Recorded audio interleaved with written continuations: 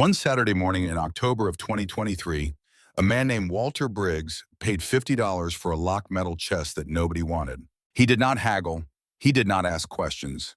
He counted two 20s and a 10 from the billfold in his back pocket, set the bills on the folding table without ceremony, and lifted the chest by its rusted handles.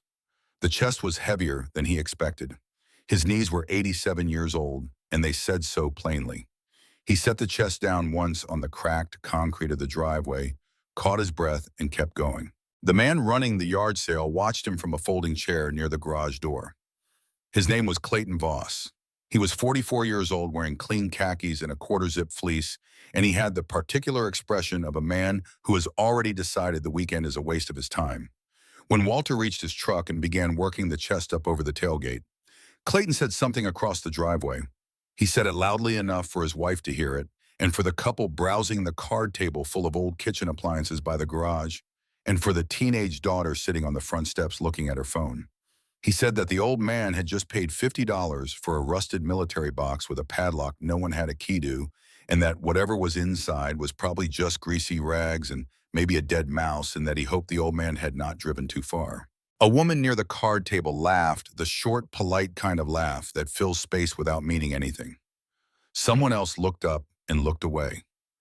Clayton leaned back in his chair and crossed his arms and watched with the satisfied expression of a man who has said the obvious thing and been confirmed. Walter did not answer. He did not look up.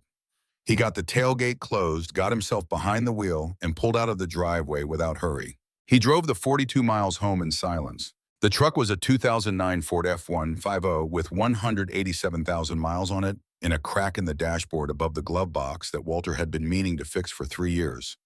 The cab smelled like wood shavings and mineral spirits and the very faint ghost of Eleanor's lavender soap, though Eleanor had been gone 4 years now, and the smell was mostly memory at this point. Walter did not say this to anyone. He was not the kind of man who named his losses out loud. He carried them the way he carried most things, quietly in the front seat of an old truck on a 2-lane Tennessee highway on a Saturday morning in October, while the hardwood ridges on either side of the road went by in their full color red and orange, and the particular yellow of a hickory in good light. The regional paper had advertised the sale as a state clean-out, vintage military items must go. It had not said what kind of military items. It had not said whose estate. Walter had driven 42 miles on a Saturday because in 63 years of buying and restoring old American hardware at farm sales and estate auctions, he had developed an understanding of a simple truth. The things worth finding were almost never advertised correctly. The people selling them did not know what they had, and the people who did know what they were looking at could usually tell before they were close enough to touch anything. He had known the chest before he was 6 feet from it. He had spent enough years around military supply depots from Parris Island to Camp Pendleton, and a few forward positions with names he did not mention at dinner tables to recognize a World War II vintage Marine Corps issue storage chest without needing to read the stenciling. The steel was the right gauge. The corner reinforcements were the right pattern. The brass padlock was the kind that had been standard before Korea, before the procurement systems changed and everything got standardized into something blander and cheaper.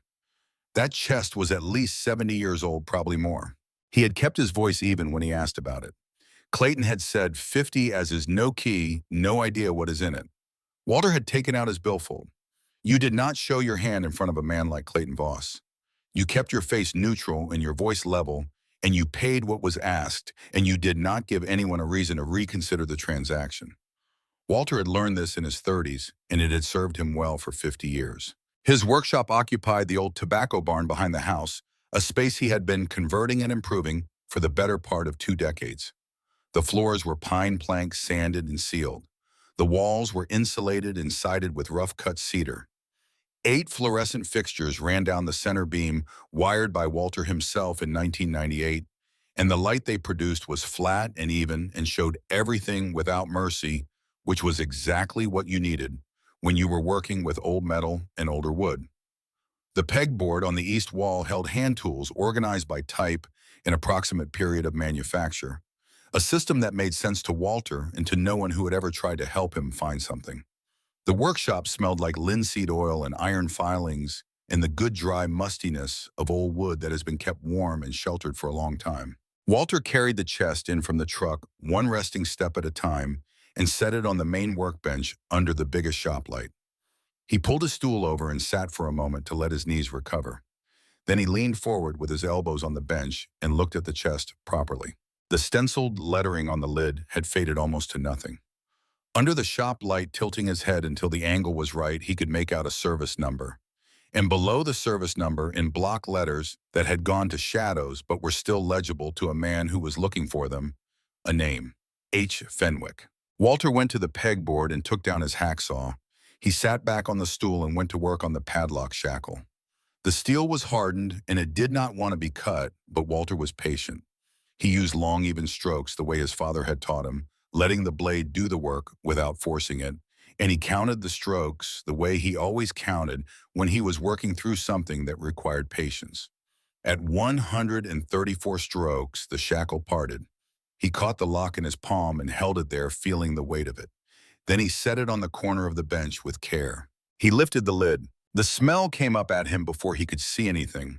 It was a particular smell that Walter associated with things that had been sealed for a long time and kept dry.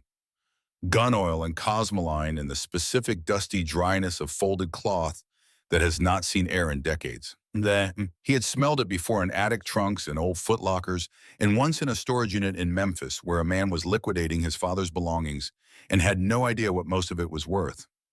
It was the smell of a life compressed and stored and waiting. The top layer was rags. Walter lifted them out carefully. They were folded with a precision that was not the precision of a household. This was a specific fold. Coroner's exact edges aligned the fold of a man who had been trained to do everything a particular way and who had never unlearned it. Walter had the same habit with his shop rags. He recognized it. Under the rags was a bundle wrapped in canvas olive drab, tied with waxed cord that had gone brittle over the years. Walter untied it with his fingernails, working carefully at the knot, not cutting it, unwrapping the canvas slowly and setting it flat on the bench. Inside was a sword. He sat very still for a moment.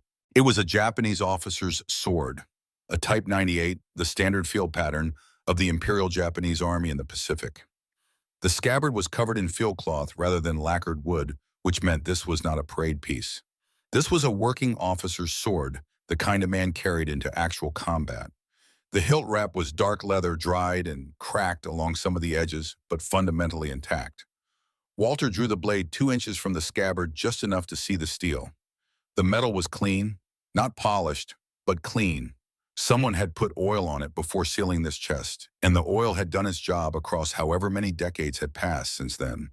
The temper line along the edge was visible in the shop light, a faint wavering line in the steel, like a heat shimmer, the mark of a blade that had been hand-forged and differentially hardened in the old way. He slid it back into the scabbard and laid it on the bench with both hands. He had seen a few of these over the years at gun shows, in one estate auction in Knoxville, and the display cases of the Marine Corps Museum in Triangle, Virginia, which Walter had visited twice.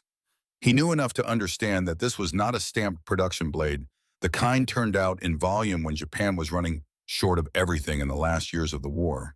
This blade had been made by a craftsman. This was a sword that a family had owned for possibly more than one generation before it crossed the Pacific. Beside where the canvas had been was a manila envelope, the paper gone stiff at the edges and darkened at the corners where moisture had found it at some point and dried away again. Walter worked it open with the tip of his pocket knife, going slowly, not tearing anything.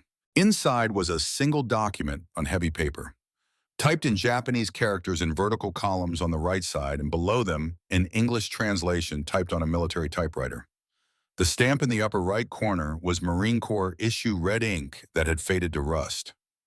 The heading read, "Surrender of Arms, documented in the field February 28, 1945, Iwo Jima." A Japanese officer's name appeared at the bottom in ink. Below it, in different handwriting, careful and small, and with a slight backward slant, the name of the receiving Marine, Corporal Harold M. Fenwick, 28th Marines, 5th Marine Division. Walter read the name twice. Then he looked at the lid of the chest and the letters stenciled there. H. Fenwick. He sat with that for a while. He reached back into the chest. There was one more thing, a photograph face down at the bottom tucked against the near panel. He turned it over. It was a black and white photograph printed on heavy paper with white borders, the kind made in the 1940s. The image showed a young Marine standing on a rocky volcanic summit. The man was lean in the way men get lean when they have been in the field for weeks and not eating properly, and his utilities were dirty, and his face was burned from the sun. Behind him in the middle distance was a flagpole with something being secured to it, the details unclear at this size and age. The wind was blowing. You could see it in the way the man's clothing was pulling, in the way his jaw was set against it. He could not have been more than 19 years old, maybe younger. His face had that quality that faces have at that age when they have seen something that has reorganized everything behind the eyes. Not hardness. Something more complicated than hardness. The expression of a man standing in the aftermath of something very large, trying to take the true measure of it, not yet knowing that he would spend the rest of his life trying and never quite arriving. On the back of the photograph, in the same small, careful handwriting as the document, H. Fenwick. Suribachi, March 1st, 1945. Walter set the photograph on the bench in front of him and looked at it. The famous flag raising on Suribachi had happened on February 23rd of 1945. That photograph, the one that became everything, had been taken that morning. This photograph was dated March 1st. 6 days after the most documented moment of the entire Pacific War, this young man had been standing on that same summit in the wind, and someone had taken his picture. And 5 days after that, according to the document on the bench, this same young man had accepted the surrender of a Japanese officer in the field, alone. There were no counter-signatures on the document, no witnesses listed, just his name. Walter did not move for a while. There was one more thing in the chest. He had almost missed it. At the very bottom, tucked flush against the end panel, and very nearly the same color as the metal beneath it, was a rectangular bundle wrapped in oilcloth, folded and refolded until it was about the size of a large paperback book. Walter lifted it out and set it on the bench. The oilcloth had cracked along the fold lines but held together. He unwrapped it. Inside was a composition notebook. The kind sold in every dime store and five and dime in America from the 1940s onward, black and white marbled cover sewn binding that had been re-glued at some point with rubber cement. The corners were worn smooth from handling. On the front cover, in the same small, backward slanted handwriting as everything else, 4 words. Not for anyone. Yet, Walter opened to the first page. The date at the top was September 14th, 1973, 28 years after Iwo Jima. The man wrote that he was beginning this notebook because he had carried certain things inside his head, in his chest, in the space between his shoulder blades for 28 years, and the weight of them had not diminished the way he had been told it would. He was 47 years old, and he was getting no younger, and he had tried speaking these things to a doctor in Knoxville who had said that men who could not speak their experience sometimes had to write it first. He wrote that he did not put much faith in doctors as a general rule, but he was willing to try most things once. He wrote, "I was not supposed to survive that island. I have looked at the mathematics of it many times. Of the 250 men who came ashore with my company on February 19th, 83, walked off under their own power. I was one of the 83. I have spent 28 years asking what I did differently than the other 167. I have not found an answer I can live with. I am beginning to think there is not one." Walter read those lines again. Then he kept going. Harold Fenwick had been born in Meridian County, Tennessee in October of 1925. He had enlisted in the Marine Corps at 17 in January of 1943. The notebook moved the way memory moves, not in a straight line, but sideways and backward, and arriving at certain moments from unexpected directions. Harold wrote about his mother's kitchen in the radio the morning after Pearl Harbor. He wrote about the bus to Paris Island and the drill instructor who had a voice that carried through closed doors. He wrote about the Pacific and fragments approaching it and retreating from it the way you approach and retreat from something you cannot look at directly for too long. He wrote about the island in pieces over several entries. The black sand of the beach that was volcanic and therefore unlike any sand Harold had ever seen before or since. The sulfur smell from the geothermal activity below the surface, the way the ground was warm in places, warm and faintly steaming, which should have been a comfort in the cold mornings and was not. The sound of artillery when you are not behind it. The way the ridgelines looked in the early light stripped of anything living, just rock and ash and the particular gray of a place that has been fought over. He wrote about men he had known by first name and home state and the specific ways they talked about their families when they thought about them out loud. He wrote their names carefully in a list on the inside back cover of the notebook, 167 names each, followed by a home state written in the same small even hand. Walter counted them. He did not mean to count them, but he did. And then in an entry dated March 3rd of 1973, his third night of writing, Harold wrote about the cave. It had been 5 days after the photograph on Suribachi. His platoon had been working the northern end of the island, a section of ridgeline and tunnel systems that had already consumed 2 other units. He was a corporal giving orders to men who outranked him in any ordinary sense because the men who had outranked him in this specific situation were no longer present. He did not describe how they had become not present. He wrote around it the way he wrote around most of the direct things coming at them from the side. The Japanese officer had come out of the cave mouth at dawn with his hands at shoulder height and his face composed in a way that Harold said he had not immediately understood. The man was older than Harold had expected, perhaps 35, and he had been without food and water for days. Harold could see that, but he came out of that cave the way a man comes out of a room he has decided to leave. Deliberately, knowing what it meant and choosing it anyway. He had looked at Harold specifically, not at the rifles the other Marines had raised, at Harold. And Harold had understood from the way the officer looked at him that the man was looking for the senior Marine present, the same way you look for a specific person in a crowd. The officer reached down slowly, both hands visible and empty, and unbuckled his sword belt. He lifted the sword clear of his side and held it across both open palms, extended toward Harold, and he said 2 words in English. Honorable man. Harold wrote that he did not know what to do for a moment, that nothing in his training had covered this particular situation, that he was 19 years old and had not slept properly in 11 days, and the island smelled like sulfur and things he did not name in the notebook. He wrote that he took the sword with both hands because it was the correct thing to do, though he had not known how. He knew that in that moment only that he had known it. He wrote that he had never been able to explain it since. He carried the sword and the surrender document off that island and onto the transport ship and eventually back to Tennessee, and he did not show either one to another person for the remaining 78 years of his life. He wrote that this was not shame. He wrote that it was something else that he was still working out how to name. He wrote that the men who had not come back deserved the remembering, and he had come back, and the talking felt like something that belonged to the dead rather than to the living. He wrote, I do not know how to say this to a person who was not there. I have tried several times. I cannot get the words to land correctly, so I have mostly stopped trying. Walter set the notebook down for a moment. He looked at the photograph of the young man on the summit with the wind in his utilities and the 19-year-old face that already held something no photograph could have prepared you for. He picked the notebook back up. 40 pages later, in an entry dated November 11th of 1979 Veterans Day, Harold wrote a single careful paragraph that changed the temperature of the room. He wrote that he had received a letter from the Department of the Navy. The letter said that his service record had been reviewed and that an original commendation submitted on his behalf by Captain Ira Morrison of the 28th Marines in March of 1945 had been located at the National Personnel Records Center.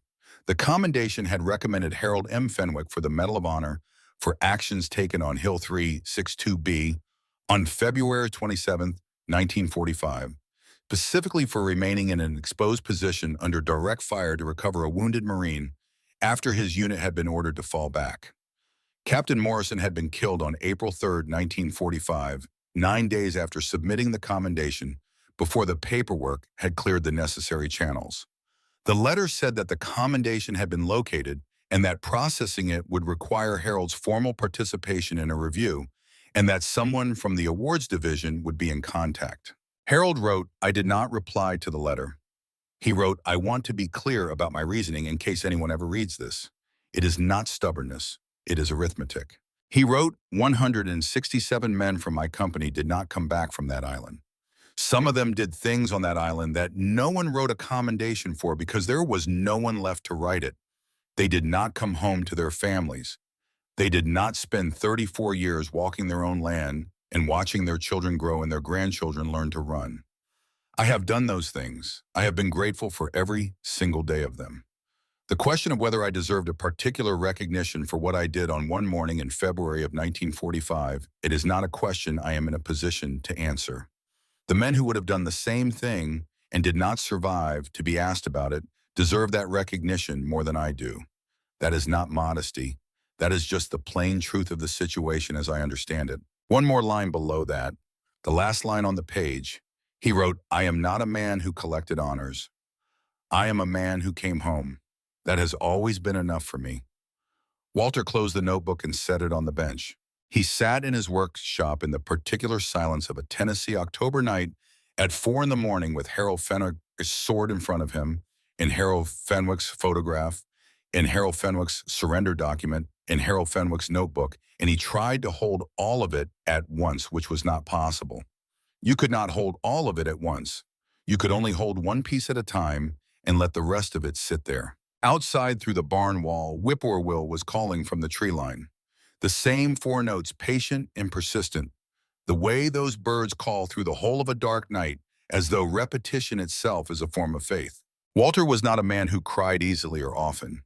He had buried men he loved and come home from places that took things from him that he had not gotten back.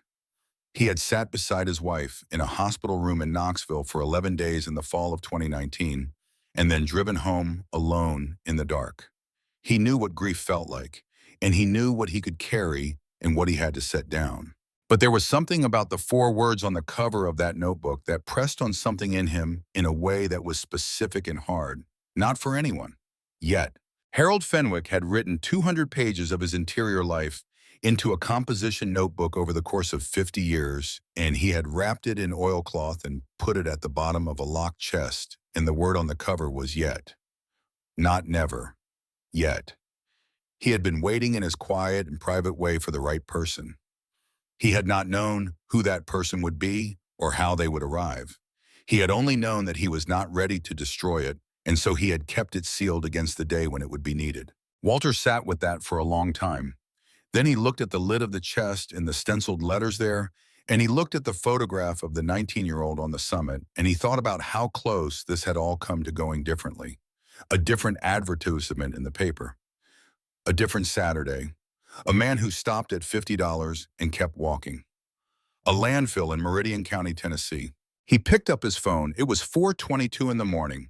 He did not call people at 4:22 in the morning, but he found the contact he was looking for and saved it to his recent calls so it would be there when the sun came up. The contact was Daniel Pruitt, retired colonel, historical consultant for the National Museum of the Marine Corps in Triangle, Virginia. Walter had served with Pruitt briefly at Pendleton in 1975, and they had stayed in loose contact for 40 years in the way that certain men do not speaking often, but knowing the other was there. Walter had not called him in 3 years. He was going to call him in a few hours. He covered the artifacts with a piece of clean cotton cloth from the shelf above the bench.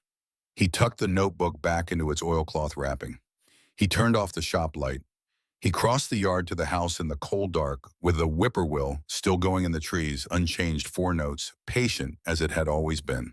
In the kitchen, he poured yesterday's coffee down the drain and stood at the window for a moment. The ridge to the east was slightly different than it had been, not lighter exactly, but different, the kind of change that precedes light without being light yet. He thought about Harold writing that 167 men had not come back, and that he had spent 28 years asking what he had done differently. He thought about a 19-year-old corporal standing in front of a cave at dawn on Iwo Jima with a rifle and taking a sword from an officer's open hands, because it was the correct thing to do, and he knew it without knowing how he knew it. He thought about a man spending 50 years writing his own life into a notebook and sealing it with a word that was not never, but yet. He thought about Clayton Voss in his folding chair, calling out across the driveway that it was probably just greasy rags. Walter put a fresh pot of coffee on and waited for morning. By 7 o'clock, two things were happening that Harold Fenwick could not have anticipated when he folded that notebook into its oilcloth wrapping and locked the chest. The first was that Walter Briggs was on the telephone with Daniel Pruitt in Virginia, reading slowly from the surrender document, while Pruitt said nothing for a very long time. When Pruitt finally spoke, his voice had changed in a way Walter recognized. Pruitt said to touch nothing and show nothing to no one, and said that a retired general named Raymond Cole would be calling before noon, and said that Walter needed to understand that what was sitting on his workbench was not simply unusual. The second was that Clayton Voss, 42 miles away in Grantsburg, was standing at his kitchen counter reading a text message from a man who operated a private auction service out of Nashville and who specialized in military memorabilia.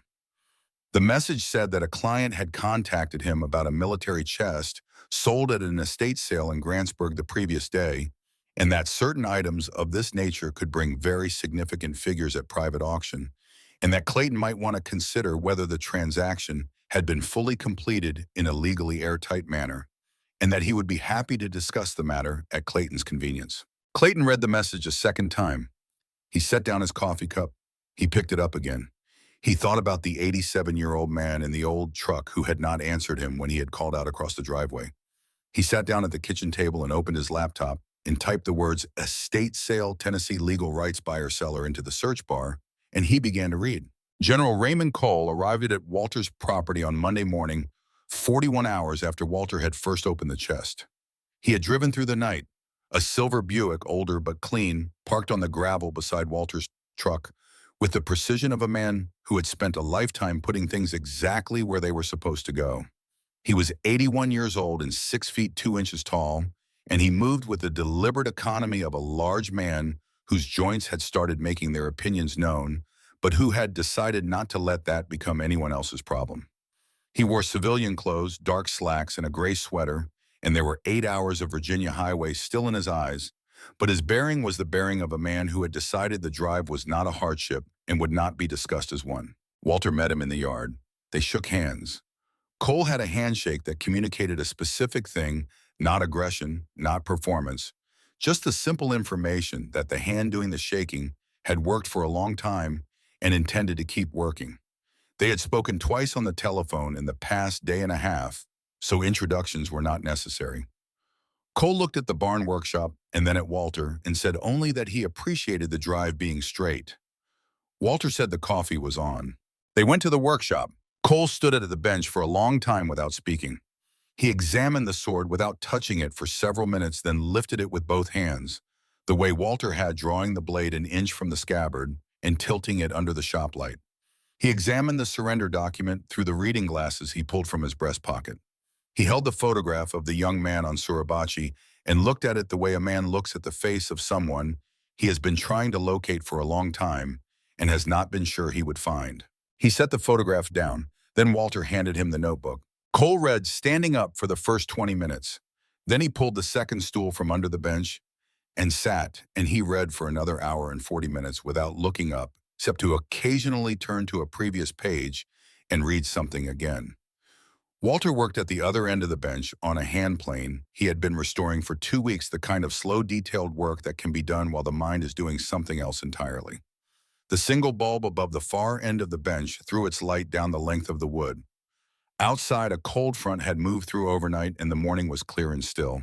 At some point, Cole stopped reading and was quiet for a while.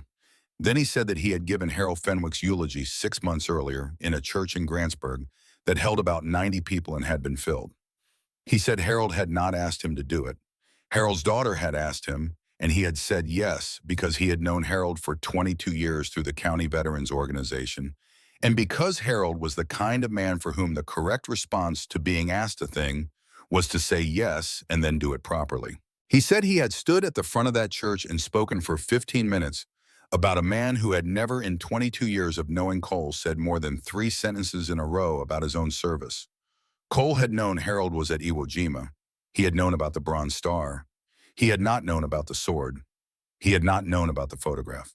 He had not known about the letter from the Department of the Navy in 1979 or the commendations submitted by Captain Morrison before Morrison was killed. He looked at Walter. Walter said he thought there was more. He said to keep reading. Cole read for another 40 minutes. The entries Harold wrote in the 1980s had a different quality than the earlier ones.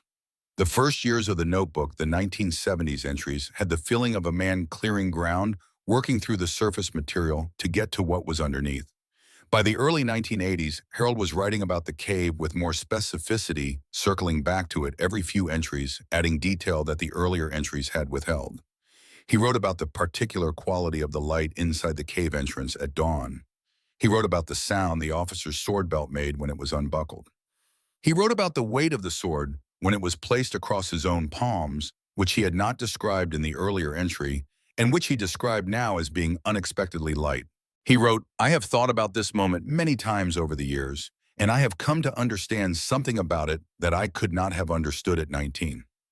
When that officer came out of that cave, he was not surrendering. That is the word we use because it is the only word we have in English for what one soldier does when he is finished fighting and wants to stop. But what he did was not that. What he did was choose the terms of his own ending. He decided how that morning would go.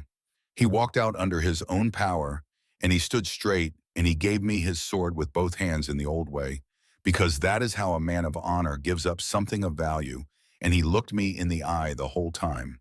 He controlled that moment completely. The fighting was finished, but he was not finished. He was not defeated. He was choosing." He wrote, "I have spent 40 years being unable to properly name what I felt watching him do that.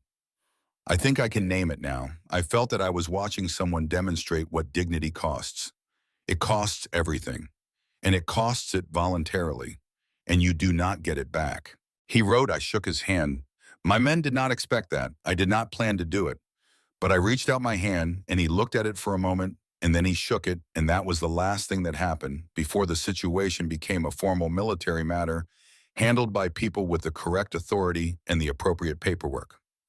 I have never written that down before. I am writing it now because I am 60 years old, and I understand that if I do not write it down, it will not exist anywhere except inside me, and eventually that will stop being a storage option." Walter watched Cole read that passage. He watched Cole stop and read it again. He watched Cole take off his reading glasses and rub the bridge of his nose once and put them back on. The November light came through the single high window on the east wall and lay across the workbench and the artifacts in a long, flat rectangle. The sword was in that light. The photograph of the young man on the summit was in that light. The notebook in Cole's hands was in that light. Walter thought about Harold Fenwick writing in this notebook for 50 years and wrapping it in oilcloth and putting the word "yet" on the cover, and he thought that "yet" was the right word. Harold had not been writing for no one. He had been writing for the right person at the right time when the time came. Cole set the notebook down. He said that Captain Ira Morrison had submitted a Medal of Honor commendation for Harold Fenwick in March of 1945 for actions on Hill 362-B. He said that Morrison had been killed April 3rd. He said that in his experience of military records in institutional memory, a commendation that died with the officer who submitted it had approximately 1 chance in 40 of ever being located and processed correctly through the system. He said that Harold had apparently been notified in 1979 that it had been located, and Harold had not replied. Walter said he knew. Cole looked at him. Walter said to read the 1989 entries. Cole found the year and read, "In the fall of 1989, a veterans advocacy organization in Knoxville had contacted Harold Fenwick. They had located the 1979 notification letter and the absence of any response, and a staff member named Brenda, who Harold referred to throughout the entry only as Brenda, had driven to Meridian County and sat at Harold's kitchen table and explained to him that the commendation was still processable, that the window had not formally closed, that men with documentation as specific and well-preserved as what Harold apparently had were rare, and that she could guide him through the process if he was willing. Harold wrote that Brenda was a serious and capable person and that she had driven a considerable distance and deserved a serious answer. He wrote, "I told her the same thing I would tell anyone who asked me this. The question is not whether I did what Captain Morrison said I did. I did. The question is whether a particular piece of metal on a particular ribbon changes anything about the men who did not come home. It does not. The question is whether it changes anything about the work I still have to do on this farm or about what I owe to my daughter and to her children. It does not. The question is whether Harold Fenwick needs the Department of the Navy to tell him who Harold Fenwick is at age 63. He does not." He wrote, "Brenda was quiet for a while. Then she said she understood and she would not bring it up again. She had good coffee. We talked for another hour about her father who had served in the Army in Korea. She left at 3 in the afternoon. I watched her drive down the county road and thought that I was grateful there are still people who will drive a long way for a thing they believe in. That quality has always seemed to me the most important one. Cole read that entry twice. He closed the notebook. He held it in both hands for a moment and then set it carefully on the bench. He said that in 43 years of military service and another 9 years of working with the foundation, he had been present for many recognitions and many ceremonies and many moments when a man received something the institution had decided he deserved. He said that in his experience, the men who needed those moments least were almost always the men who had earned them most. He said that Harold Fenwick was the most complete example of that truth he had encountered in a long life of encountering examples. Walter poured them both more coffee, and they sat with that for a while. It was Cole who finally said what the next steps needed to be. He said the artifacts needed to go to Triangle to the museum where they could be properly conserved and documented. He said the notebook was possibly the most significant personal account of Iwo Jima he had read in decades of reading such accounts. He said that the Medal of Honor commendation was still processable, that the advocacy organization Brenda worked for had been right about that the documentation Harold had preserved was exactly the kind of documentation the review board needed, and that he personally was prepared to submit the formal petition through the correct channels. He said this would not be a fast process. He said that was fine. He said that Harold had waited 78 years and a few more months would not diminish anything. Then his phone buzzed on the bench beside his coffee cup. He looked at it. He said one word which was understood. Walter's phone had been ringing with a number he did not recognize since Sunday morning. The first call had come 12 hours after Walter had called Pruitt. The second had come Sunday afternoon. The third had come at 7:40 Monday morning while Walter was in the workshop reading the notebook for the second time. He had not answered any of them because he did not answer numbers he did not recognize before he knew what the situation was. That same Monday afternoon, a letter had arrived by certified mail. Walter had signed for it at the mailbox without knowing what it was, had stood on the gravel drive in the cold wind reading it, and had then gone back inside and read it again at the kitchen table with his reading glasses on. The letter was from a law firm in Nashville. It was 2 pages long, and it was written in the specific language that law firms use when they want to make a situation feel more conclusive than it actually is. It said that the personal property of Harold Monroe Fenwick, deceased including any and all contents of military storage containers sold at the Grantsburg estate sale on the date in question, remained the rightful property of the Fenwick estate and its designated heirs. It said that the sale of the chest had transferred ownership of the container itself, but that the contents, being items of significant personal and historical value belonging to the deceased, were subject to estate law and could not be considered to have been legally transferred by a garage sale transaction. It said that Walter Briggs was requested to cease all action regarding the contents of the chest and to contact the firm within 72 hours to arrange the return of said contents to their legal owners or to face the possibility of civil legal action. The letter gave a contact name. The name was not Clayton Voss, but attached to the back of the letter on plain paper and not law firm letterhead was a handwritten note. The note was brief. It said, "I know you paid $50. I will pay you $50. I am not trying to be difficult. These things belong to my family." The note was signed C. Voss. Walter had sat at the kitchen table for a while after reading the note. He thought about a lot of things. He thought about the word "yet" on the cover of the notebook. He thought about the 167 names written in the back of it. He thought about Brenda from Knoxville, who had driven a long way for something she believed in and had good coffee and had not pushed. He thought about what Harold had written about Brenda, that her quality of driving a long way for a thing you believe in had always seemed to him the most important quality a person could have. He thought about what Clayton Voss believed in. Cole had received the same information through Pruitt, who had a colleague who tracked certain kinds of legal activity around military memorabilia, because this was not the first time something like this had happened, and the museum had developed an informal monitoring arrangement as a result. Cole was not surprised by the letter. He said that when an item of this significance surfaced, it attracted attention quickly, and that attention was not always of the right kind. Walter asked him directly what the legal situation was. Cole said that the law on this question was not as settled as the letter implied. He said that a sale of property at an estate sale was generally considered a completed transaction, and that claims against the contents of sold items faced significant legal obstacles. He said that the museum's legal team had reviewed similar situations before and that he would make a call. He said this was not Walter's problem to carry alone. Walter said that was not what he had asked. He said he had asked what the legal situation was, not who was going to handle it. Cole looked at him. He said the honest answer was that it could get complicated if Clayton Voss pushed it and found a judge sympathetic to the estate claim, and that complicated meant time and money in a period during which the artifacts would be in a kind of legal limbo, which would delay everything. He said that it would eventually resolve in Walter's favor in his opinion, but eventually was a word with a long tail. Walter nodded. He said he had expected something like that. He said he was not going to return anything. Cole said he knew. He said he just wanted Walter to know what they were walking into. The next 3 days were a particular kind of difficult that Walter had not experienced in some time. It was not the difficulty of physical work or of grief, which he knew well. It was the difficulty of waiting while something you believe is right moves through channels that do not move at your speed and cannot be made to.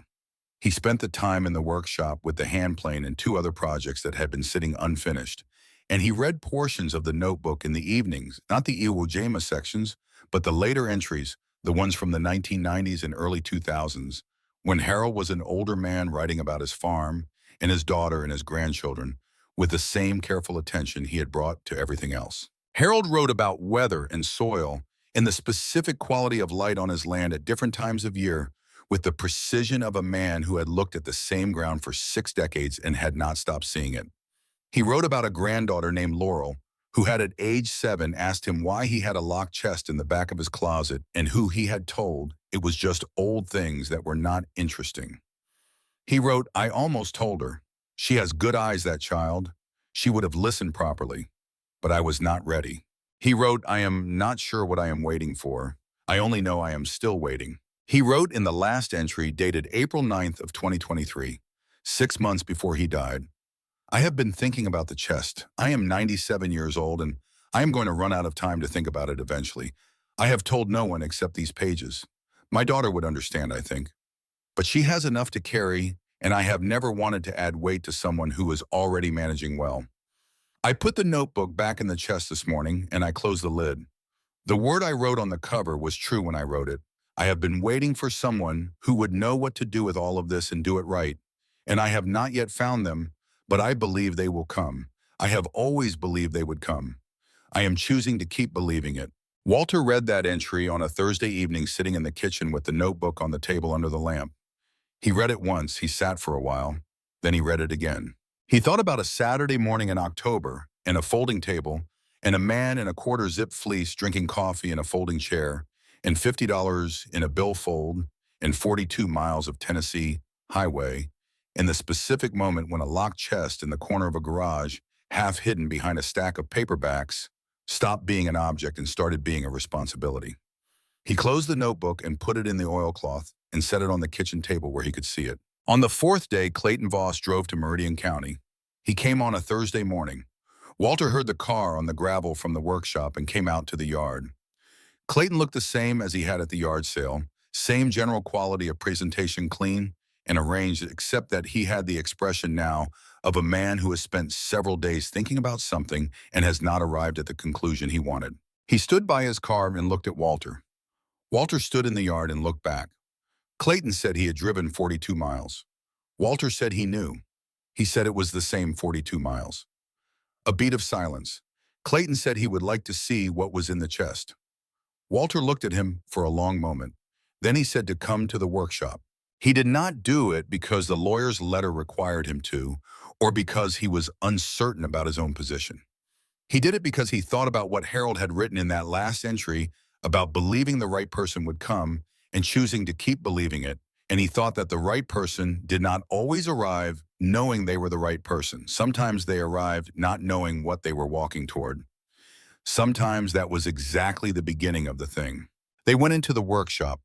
The artifacts were arranged on the bench under the shop light, the sword in its scabbard, the surrender document in its envelope, the photograph of the young man on Suribachi, the notebook still in its oilcloth.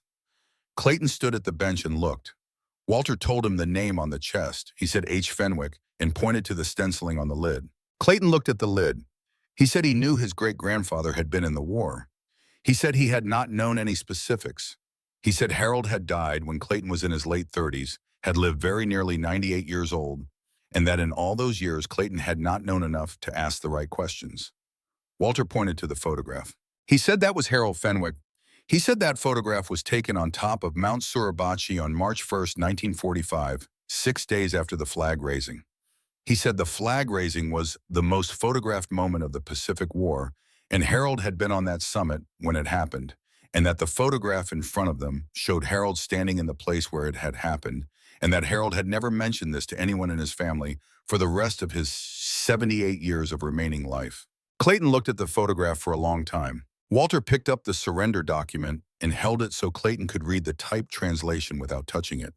He explained what it was. He explained what it meant.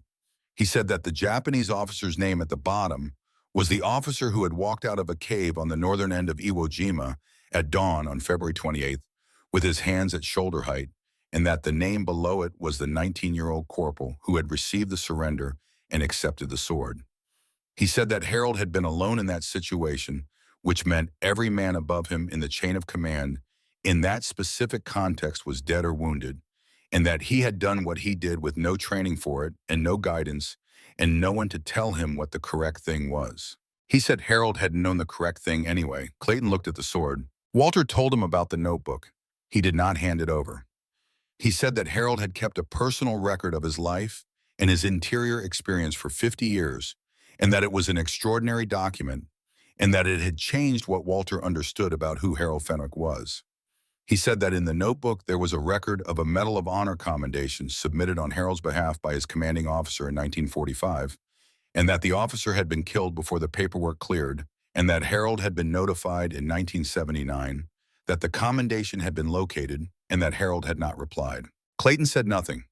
Walter said Harold had been contacted again in 1989 by an advocacy organization that had offered to help him navigate the review process, and that Harold had met with the woman who came and had liked her and respected her and had told her no. Clayton said why. Walter said the notebook explained it better than he could.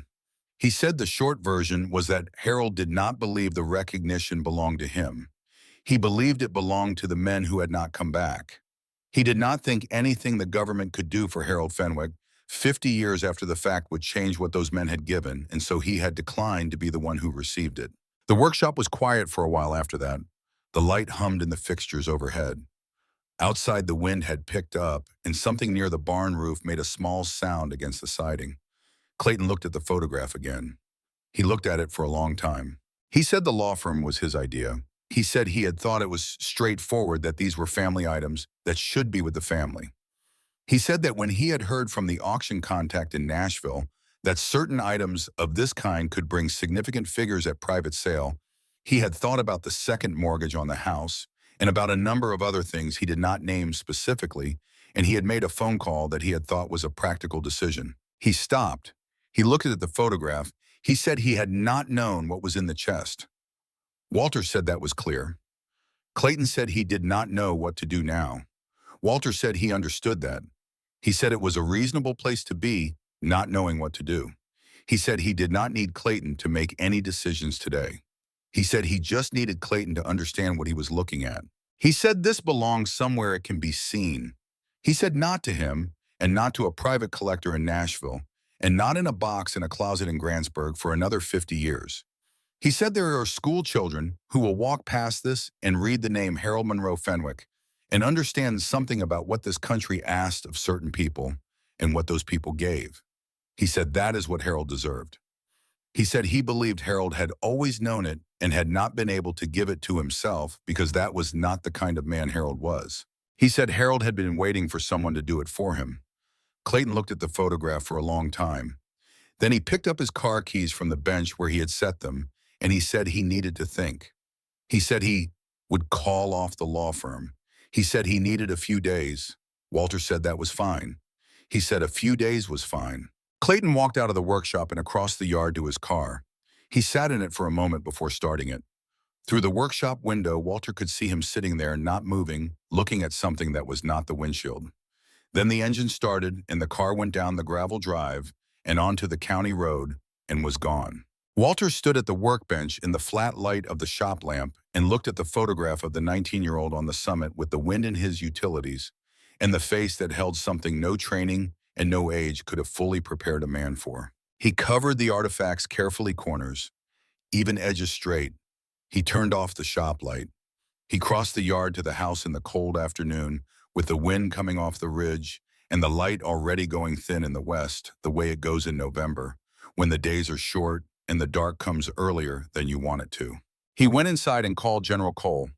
He said that Clayton Voss had been to the workshop and had seen the artifacts and had said he would call off the law firm. He said he did not think Clayton was going to be a problem anymore. He said he thought Clayton was in the process of understanding something that was going to take a few days to finish arriving. Cole said that was his sense as well. Walter said he was ready to talk about Triangle. He said he was ready to talk about the formal petition for the commendation review. Cole said he had already been making calls. He said the process done correctly and with the documentation that Harold had preserved could take anywhere from 18 months to several years, and that there were no guarantees on the outcome, but that he had spoken with two former members of the awards review board and that the documentation was as strong as any he had seen submitted. He said he was going to drive back to Triangle in the morning and begin the formal paperwork. He said Walter should know that the museum wanted to host the exhibition, that they had a wing appropriate for the scope of the material, and that they were prepared to name the exhibition for Harold. Walter said that was right. He stood at the kitchen window with the phone and looked out at the ridge to the east going dark. Now the tree line, a dark edge against the sky that still had some color in it. Somewhere up on that ridge, the whippoorwill was starting up again. It would call through the whole of the dark night and stop at first light, which it always did, which it had always done, which it would keep doing long after anyone currently listening to it was gone. Walter set the phone down and looked at the notebook on the kitchen table. Not for anyone. Yet. The yet was answered now. He put his hand flat on the cover over those 4 words. He left it there for a moment. Then he went to make supper. Clayton Voss called the law firm on a Friday morning. The call lasted 4 minutes. Walter did not know this directly. He learned it from Cole, who learned it from Pruitt, who had maintained a quiet line of communication with the museum's legal contacts throughout the week. The message that came back was simple. The firm had been instructed to withdraw. There would be no civil action. The transaction was closed. Walter was in the workshop when Cole called to tell him. He set the phone down on the bench and stood for a moment looking at the cotton cloth covering the artifacts. Then he picked up the hand plane he had been working on and went back to work because the work was there and the plane needed finishing and certain things deserved to be marked not with ceremony, but with the continuation of the ordinary day. That afternoon, he drove to the lumberyard in town and bought the materials he needed to build a proper transport crate for the artifacts. He spent the weekend building it. He used pine for the frame and foam-lined plywood for the interior panels, and he made the whole thing tight and square with the care he brought to anything he built for a specific purpose. He worked slowly because there was no reason to rush and because slow, careful work is its own form of respect. He lined the interior with the clean cotton cloth and fitted each artifact into a section cut to its dimensions. The sword in its scabbard, the document in its envelope inside a second protective sleeve he had ordered from an archival supply company online, the photograph between 2 sheets of acid-free board, the notebook in its oilcloth, the 4 words on the cover facing up. He closed the crate and stood looking at it. He thought about the last entry Harold had written in April of 2023, 6 months before he died at 97 years old. He thought about Harold writing that he believed the right person would come and that he was choosing to keep believing it. He thought about what it cost to maintain that kind of belief across a long life, to carry something that heavy and that private for that long, and still use the word believe in your last written sentence about it. He put 2 more screws in the crate lid, evenly spaced because it was a long drive to Triangle, and the roads in this part of Tennessee were not always kind. Cole drove down from Virginia the following Wednesday with a colleague from the museum named Hartley, a conservator in his 50s who worked primarily with Pacific War artifacts and who examined the sword in the document with the focused, quiet attention of a man who has spent a career learning to see things very precisely. Hartley wore cotton gloves and used a magnifying loupe and said very little for the first hour, except occasional short statements that were not directed at anyone in particular, the kind of thing a person says when they are talking to themselves and have forgotten there are other people in the room. After the hour, he took off the gloves and looked at Walter directly, and said that the blade was exceptional. He said it was a pre-war forged blade, not production, and that the condition given its age and the conditions under which it had been stored was remarkable. He said the document was in similarly extraordinary condition and that the oilcloth wrapping had protected the notebook far better than most materials would have managed over 50 years. He said Harold had known what he was doing when he sealed it. Walter said Harold had known what he was doing in most situations from what he could tell. Hartley smiled and said that was the impression he was getting. Cole had brought the formal paperwork for the commendation petition. He and Walter sat at the kitchen table that evening and went through it. The petition required specific documentation in a specific format submitted to a specific office within the Department of the Navy, with copies routed to the appropriate committees. Cole had done this before, not many times, but enough to know where the difficulties tended to arise and how to frame the supporting material to account for them. The documentation Harold had preserved the original surrender document with its military stamps and countersignatures. The photograph establishing Harold's presence on Suribachi, the Bronze Star citation that established his service record, and the notebook with its extensive and datable personal account constituted what Cole called a foundation he had rarely seen matched in a petition of this kind. He said the review board would take the time it took. He said 12 months was optimistic. He said 2 years was more realistic. He said there were no guarantees at any stage and that Walter should understand that going in. Walter said he understood. He said Harold had waited 78 years. He said he could wait too. Cole looked at him across the table. He said there was one more thing. He said the museum had a proposal they wanted Walter to consider. He said they wanted to acquire the notebook as well as the artifacts to include it as part of the exhibition with selected pages displayed alongside the physical items. He said they understood the notebook was intensely personal and that its display would require careful decisions about what was shown and what was kept private, and that they were committed to working with Walter and the Fenwick family on those decisions, and that nothing would be displayed without agreement from both parties. He said Harold had written not for anyone yet on the cover, and that the museum's position was that the yet was now. Walter sat with that for a moment. He said he thought that was right. He said he thought Harold had always known the notebook would not stay sealed.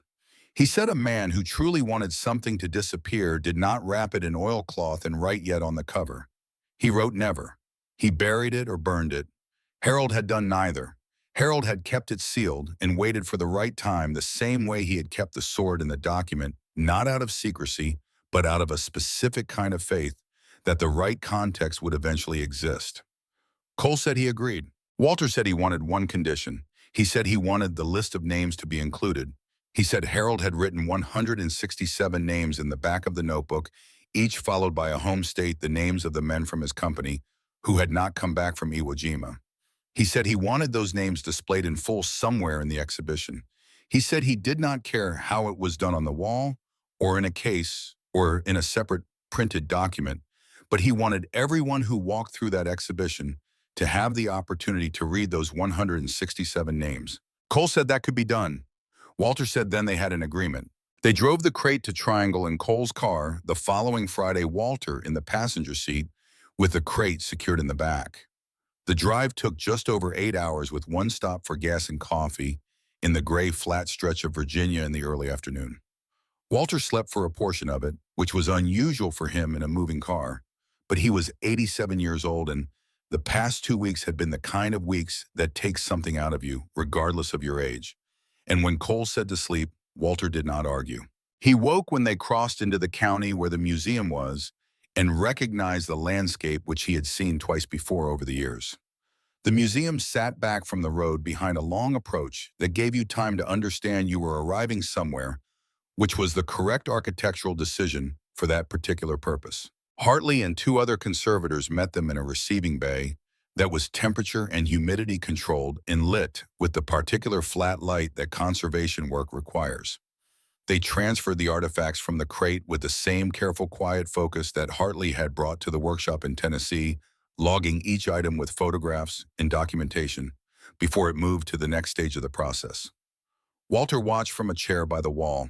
He had been asked if he wanted to be present for the transfer, and he had said yes, without hesitation, and now he sat and watched and felt something that he would not have been able to name precisely, but that had to do with completion, with a long thing arriving at its conclusion in the right way. The sword went into a climate-controlled case. The document went into archival preservation. The photograph went to imaging, where it would be scanned at high resolution and the original preserved. The notebook went last, and Hartley handled it with particular care, turning the oilcloth back slowly, lifting the notebook clear with both hands, opening the cover to photograph the 4 words before he photographed anything else. Not for anyone. Yet. Walter drove back to Tennessee alone on Sunday, their return trip, in his own truck on roads he knew. He stopped at a diner outside of Bristol for scrambled eggs and coffee and sat at the counter and looked out the window at the parking lot in the cold November sky and thought about Harold Fenwick, writing in a composition notebook in his kitchen in Meridian County, Tennessee, for 50 years, one entry at a time, the way a man does something he has committed to, regardless of whether anyone will ever see it. He thought about discipline as a form of love. Not love for any particular person, though Harold had clearly loved his family and his land and the specific quality of morning light on the ridge above his farm. But love as a practice applied to the truth of a thing, to the record of what actually happened and what it actually cost, maintained carefully and without expectation of reward for as long as it took. He thought that he had spent 63 years finding things that other people had lost or discarded or failed to understand, and that this was the thing he had been finding his way toward through all of those years without knowing it. Not the sword, not the document, not the photograph, the notebook, the 167 names written in a careful hand in the back of a composition notebook by a man who believed they deserved to be written by someone, and that he was the one who was left to write them. He drove the rest of the way home in the early dark with the heater running and the radio off, watching the road and thinking.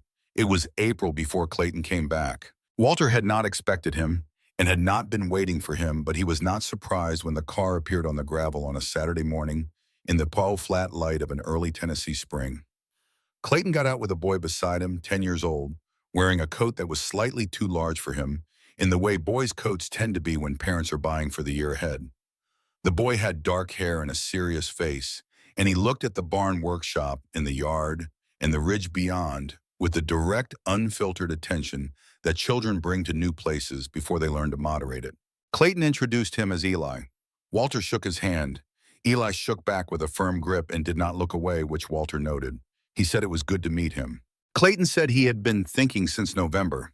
He said he had talked to his wife and to his mother, Harold's daughter Margaret, who was in her 70s and had grown up knowing Harold as a father and had not known any more than Clayton had known. He said his mother had cried when he told her what was in the notebook. He said she had cried for a long time and that afterward she had sat very still at her kitchen table, which was the same table where Harold had sat with Brenda from Knoxville in 1989, and she had said something that Clayton wanted Walter to know. She had said that she understood now why Harold had always seemed to be carrying something that no one could touch. She said she had felt it her whole life, the quality of a man standing slightly apart from his own happiness, watching it from a careful distance rather than living in the middle of it. She had always thought it was the war in a general way, the way many men from that generation carried the war in a general way. She had not known it was specific. She had not known it had 167 names. Clayton looked at the workshop door.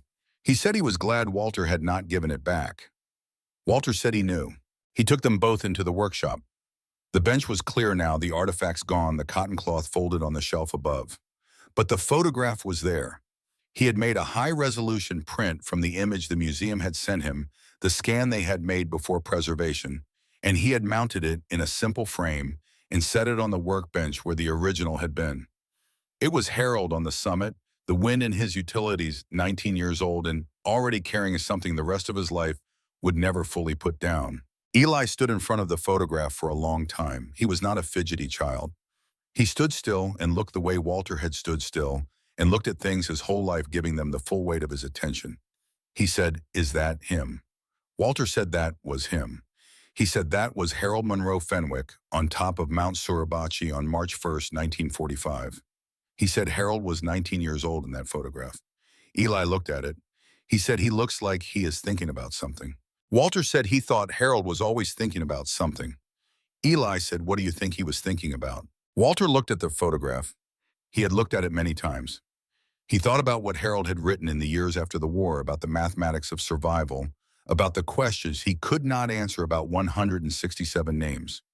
He thought about a 19-year-old standing on a volcanic summit 6 days after the most documented moment of the Pacific War in the wind with someone's camera aimed at him. He said he thought Harold was thinking about the men who were not standing there. Eli nodded slowly. He kept looking at the photograph. Clayton stood behind his son, with his hands in his jacket pockets, and said nothing. There was something different in his face than there had been in November. The November face had been the face of a man under pressure, calculating, negotiating with a situation he had not fully understood. This face was quieter. It had the quality of a man who has put something down that he had been carrying in the wrong way and has not yet found the correct way to carry it, but knows that the search for the correct way has begun. Walter made coffee. They sat in the workshop on the stools with cups balanced on the edge of the bench. The photograph on the bench between them and Walter told them about the exhibition. He said the museum planned to open it in the fall. He said the sword would be displayed in a climate-controlled case with the surrender document and the photograph and the Bronze Star citation and selected pages from the notebook. He said the list of 167 names would be mounted on the wall, adjacent to the case, full names and home states, every one of them. He said Clayton and his family would be invited to the dedication. He said it would be a private ceremony before the public opening, just the museum staff and Cole and Pruitt and whoever the family wanted to bring. Clayton said they would be there. Eli looked up from the photograph. He said, "Will people be able to read the names on the wall?" Walter said yes. He said the names would be large enough to read clearly. He said school groups would come through. He said children the same age as Eli would stand in front of that wall and read those names. Eli said all 167. Walter said all 167. Eli looked at the photograph again. He said, "I want to learn about him." He said it simply, without decoration, the way children say the most important things. Not as a performance or a declaration, just as a fact about what he intended to do. Walter looked at the boy for a moment. He said that was the right thing to want. He said Harold had been waiting a long time for someone in his family to want that. The exhibition opened on the third Saturday of October, exactly 1 year and 1 week after Walter had paid $50 for a rusted chest at a yard sale in Grantsburg. The ceremony was held in a wing of the museum that had been cleared and arranged for the occasion. The display cases were lit from within, the light falling on the artifacts with the even careful quality of light designed to show things without damaging them. The sword rested on a padded mount in the central case, the scabbard at a slight angle, the hilt facing the viewer.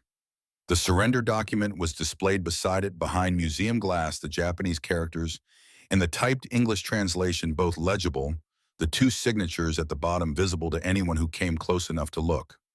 Above the document was the photograph framed in plain dark wood, Harold Fenwick on the summit of Suribachi, with the wind in his uniform, and his face holding everything that a year of looking had finally taught Walter to read. On the adjacent wall, in letters large enough to read from 10 feet away, 167 names. Each name followed by a home state, Alabama through Wyoming, every single one of them. Cole gave a brief address. He spoke without notes, in the direct, plain way that was natural to him, and said that the man whose life was displayed in this room had demonstrated by example that honor is not an award. It is a practice. It is the thing you do when no one is watching, and when you have nothing to gain from doing it, and when doing it costs you something real. He said Harold Fenwick had practiced it for 78 years after the war ended, and that the practice had left a record, and the record was on the walls of this room for anyone who wanted to understand what that practice looks like when a man commits to it completely. He said the Museum of the Marine Corps was honored to hold that record. He said that was all. Walter stood near the back of the room. He was not a man who needed to stand at the front of things, and this was not his room to stand at the front of. He watched the family. Harold's daughter, Margaret, in her 70s, stood in front of the display case for a long time with her hand at her side and her eyes moving from the sword to the document to the photograph. She did not cry. She had the composed stillness of someone who has already done a great deal of her grieving in private and has arrived at something on the other side of it. At some point, she reached out and touched the glass of the case very lightly with 2 fingers, not pressing, just touching, and then she let her hand fall. Clayton stood with his wife and Eli. Eli had put on a proper collared shirt for the occasion, still slightly too large in the shoulders, and he had combed his hair with some attention. He stood in front of the wall of names and read. Not scanned, not glanced. He read.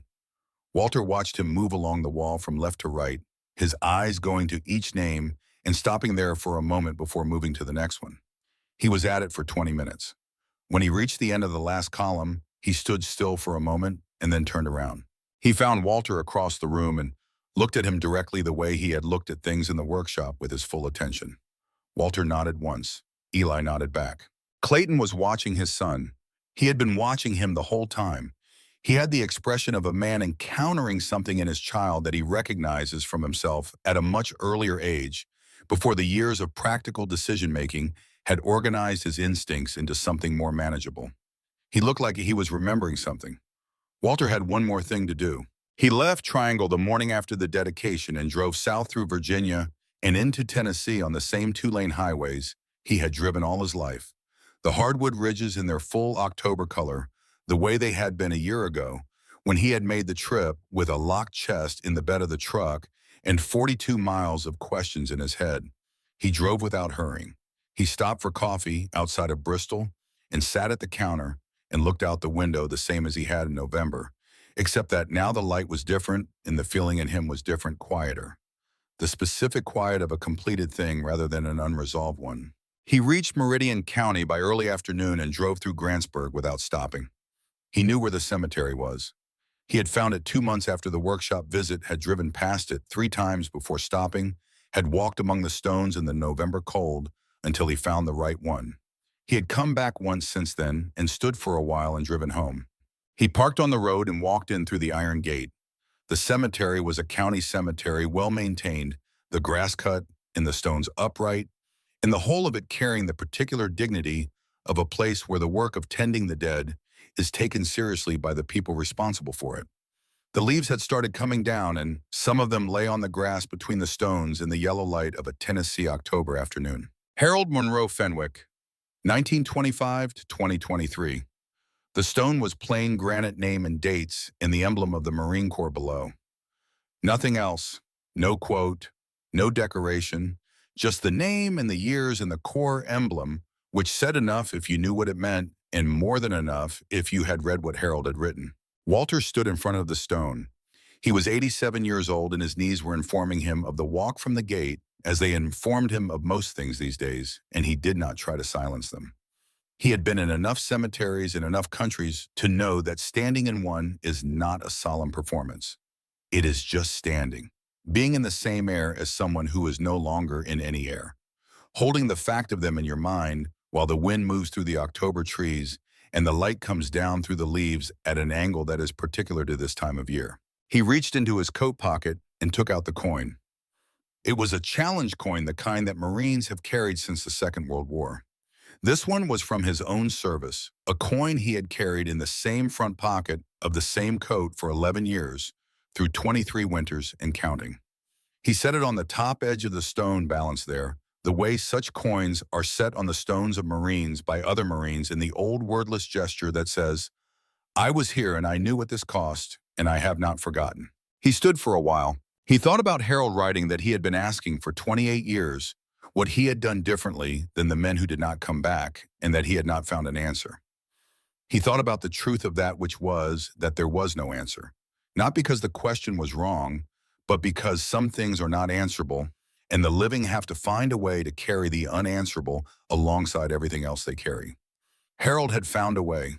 It had taken him 50 years of writing in a composition notebook in his kitchen, and it had cost him in ways that Walter could only partially estimate, but he had found it. He thought about that correctness as a form of knowledge that is not taught.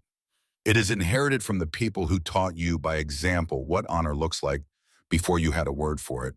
Harold had known it because it had been put into him by someone, a father or a teacher or a drill instructor or a combination of all of them over the years, and he had carried it into a cave on a volcanic island at dawn in 1945 and used it in a situation that no training could have prepared him for. He thought about what it means to be ready for the moment that has no preparation.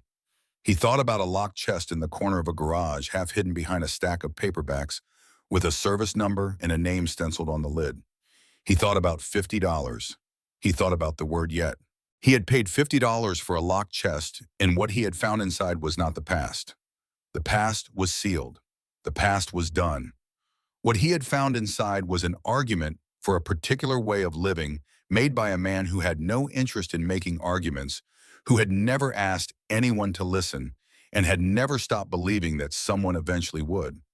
An argument that patience is not passivity, that silence is not the same as forgetting, that the things you carry with the most care are the ones that were entrusted to you by someone who would not carry them carelessly themselves, and that the entrusting is itself a form of faith that requires an answer. Walter had answered it. He stood in front of Harold Monroe Fenwick's stone for a while longer, not thinking anything in particular, just standing in the afternoon light in the Meridian County Cemetery, with the October leaves coming down around him, and the coin on the stone, and the ridge above the town in its full color, red and orange, and the particular yellow of a hickory in good light. Then he put his hands in his pockets and walked back through the iron gate and got into his truck and drove home. In the museum in Triangle, Virginia, a boy named Eli Voss had asked his father to take a photograph of the wall of names. Not the display case with the sword, not the photograph of Harold on the summit. The wall of names. He had stood in front of it with his phone and photographed the whole wall in sections, moving along it, carefully making sure every name was in the frame. When he got home, he asked his mother to help him print them. He put them on the wall above his desk, all 167 names in the same order Harold had written them, which was not alphabetical, but the order in which Harold had been able to recall them, which was its own kind of order. He told his father that he was going to learn all of their names. Clayton looked at the names on the wall for a moment. He said that was a lot of names to learn. Eli said he knew. He said he was going to start with the ones from Tennessee. In a workshop at the end of a gravel road in Meridian County, a restored hand plane sat on the bench in the flat light of 8 fluorescent fixtures finished and ready, the blade sharp and the sole flat, and the whole of it as good as it had ever been. The bench was clear except for the frame print of a 19-year-old Marine on a volcanic summit with the wind in his uniform and an expression that Walter now understood was not complicated at all. It was the expression of a man who has done what he came to do and knows it, standing in the aftermath of something very large and very costly, taking the true measure of it with both eyes open and both feet on the ground, not celebrating and not grieving, just holding it for as long as it takes, for as long as it needs to be held.